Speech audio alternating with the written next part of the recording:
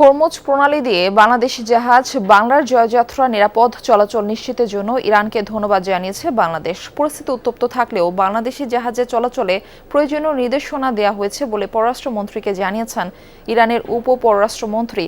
তুরস্কে অ্যান্টালিয়া ডিপ্লোম্যাসি ফোরামের সাইড লাইনে ইরানের উপ-পররাষ্ট্রমন্ত্রী সাইদ খাতিবজাদের সাথে এই বৈঠক হয় পররাষ্ট্রমন্ত্রী ডক্টর খলিলুর রহমানের।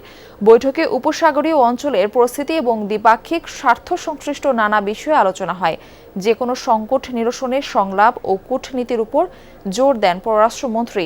এর আগে গত ৫ এপ্রিল ঢাকায় নিযুক্ত ইরানের রাষ্ট্রদূতের সাথেও এই বিষয়ে বৈঠক করেন পররাষ্ট্রমন্ত্রী।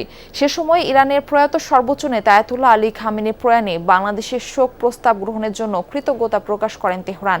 একই সাথে জরুরি চিকিৎসা সরঞ্জাম পাঠানোর জন্য বাংলাদেশ রেড ক্রিসেন্ট সোসাইটিকেও ধন্যবাদ জানায় দেশটি।